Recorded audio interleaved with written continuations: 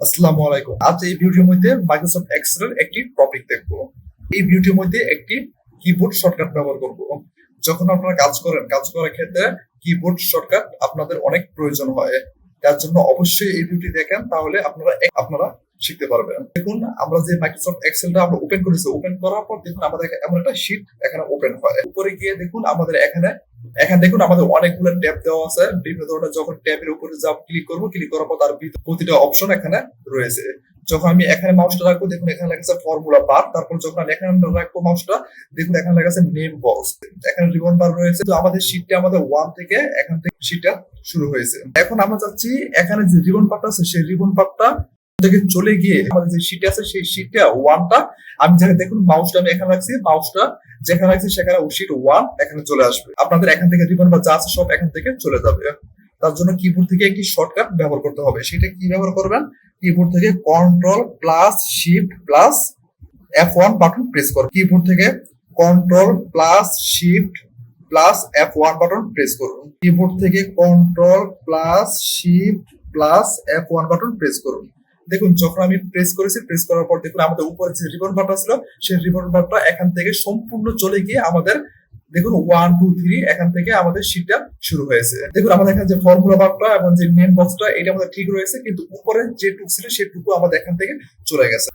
তারপর দেখুন আমাদের এখানে যে ফর্মুলা বারটা দেওয়া আছে, ফর্মুলা বারটা এখন আপনারা চাচ্ছেন একটু বড় করার জন্য। আপনারা কিভাবে ফর্মুলা বারটা বড় করবেন? দেখুন এখানে দেখুন ডান পাশে দেখুন আমাদের এখানে একটা অপশন দেওয়া আছে।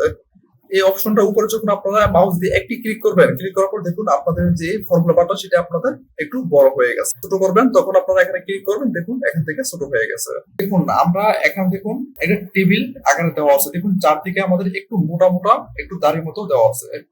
আর একটু নিচে দেখুন এখানে দুইটা দাড়ি মতো দেওয়া আছে। আমি এখন আগের অবস্থায় নিয়ে আসার জন্য কি করবেন, ঠিক একইভাবে যা কিবোর্ড শর্টকাট ব্যবহার করে আমরা এরকম করেছি, আবার ঠিক একইভাবে ওই কিবোর্ড শর্টকাটটা আমরা আবার ব্যবহার করব। কিবোর্ড থেকে control plus shift plus F1 button press করুন। দেখুন control plus shift plus F1 button press করার পর দেখুন আপনাদের সামনে এখানে চলে আসছে। দেখুন চারদিকে একটু মোটা দাড়ি, দেখুন আমাদের নিচে একটা দুইটা দাড়ির মতো এখানে চলে আসছে।